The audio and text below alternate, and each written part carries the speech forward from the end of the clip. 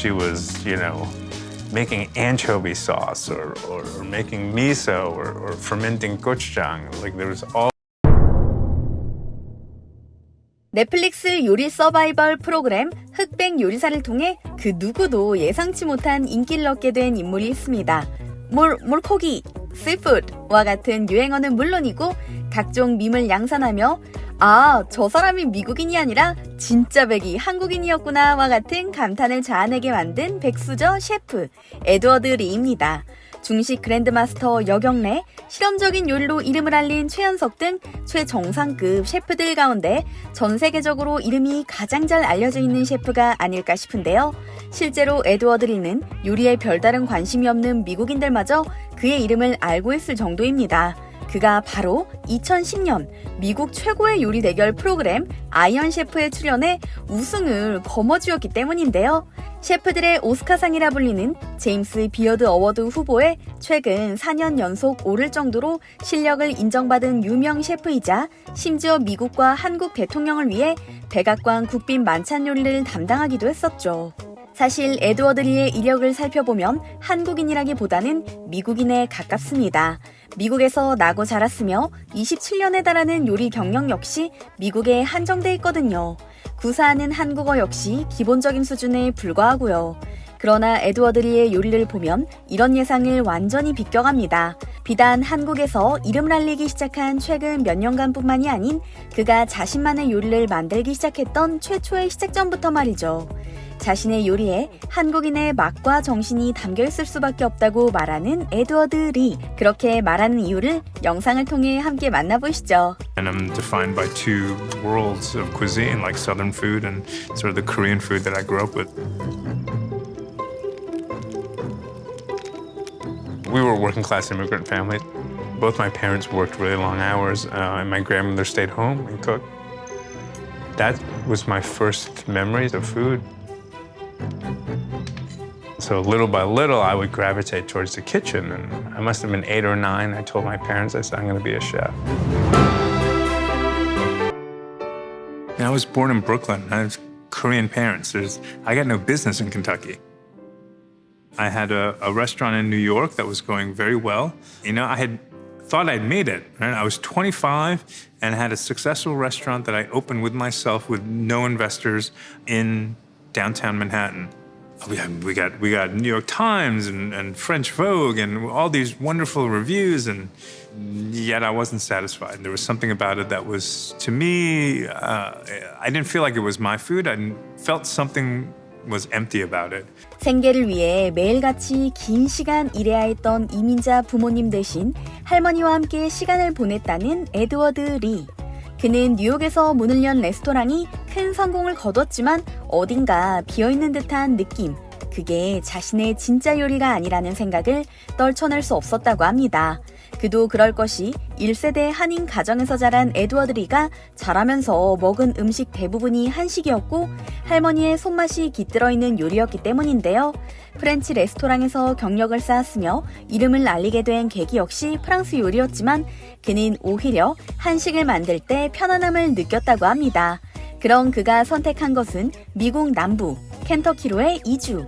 우연히 방문한 켄터키에서 맛본 음식에서 한국 음식과 비슷한 점을 느끼게 되었고 그 후로 켄터키로 가야겠다는 생각을 떨쳐버릴 수가 없었다고 하는데요. 뉴욕에서의 성공을 뒤로 한 채 미국 남부로 향한 에드워드 리는 그야말로 고된 시련에 직면하게 됩니다. 뉴욕에서와는 달리 그 누구도 그의 요리를 알아주지 않았거든요. 주말에 테이블이 만석이 되기까지 무려 7개월이나 걸렸고 그가 포기하고 싶을 때마다 그에게 위안이 되어준 장소가 있었다고 합니다. And it's this incredible Oriental market in the middle of Louisville, Kentucky, and to me, like finding a discovery like that, I just want to share it with the world.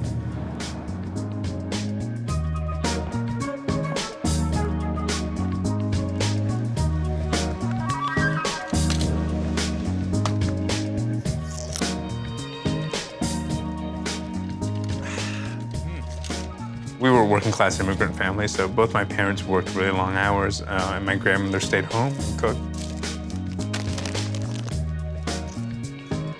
Whether she was, making anchovy sauce or making miso or fermenting gochujang. Like there was always something in the kitchen. There was lots of jars of weird things that were always fermenting. From the time I was a little kid, I was always so curious about what that was going on. How are you? How are you? Good? Yeah. Your health is good? Yeah. Yeah. Yeah, big time. Damn. Yeah. Your dad just called me fat. He calls everyone fat. Yeah, 2 years.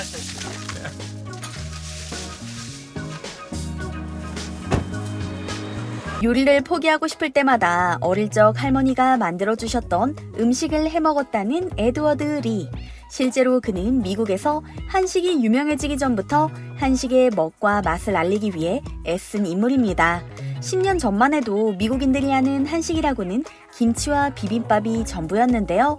그는 2015년 당시 뉴요커들이 가장 핫한 레스토랑으로 꼽았던 토로에서 일명 고추장을 이용한 서양 음식쇼를 열었고 모두를 깜짝 놀라게 만들었죠.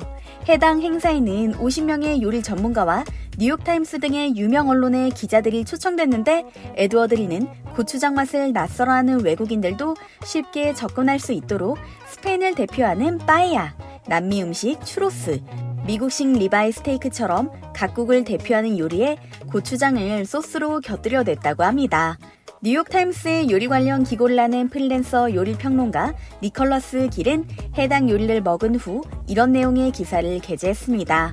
버터와 고추장을 섞어 리바이 스테이크에 사용한 소스는 평소 접하지 못했던 독특한 맛이었으며 자꾸 먹고 싶게 만드는 중독성이 있었다. 분명 몇 년 내에는 미국인들이 한국의 전통 소스라는 고추장의 존재를 알게 될 거라는 생각마저 들 정도였다. 고추장을 활용한 요리는 새로운 것을 찾는 미국인들의 입맛에 잘 맞을 것 같다라고 말이죠.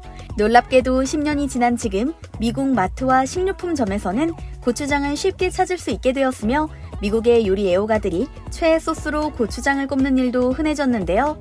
흑백 요리사에 출연한 에드워드 리의 요리를 보면 이와 같은 한국 음식에 대한 사랑과 요리 철학이 고스란히 드러난다는 생각이 듭니다. 자신의 인생을 담은 요리로 경쟁을 펼친 탑 8 대결에서 에드워드 리는 참치 캐비어 비빔밥을 만들었는데요. 그동안 한국인으로서의 정체성 혼란을 겪은 일도 적지 않았지만 자신은 100% 한국인이라며 비빔밥처럼 여러 가지 맛을 조화시켜 하나의 맛으로 풀어내고 싶었다는 의도를 설명했죠.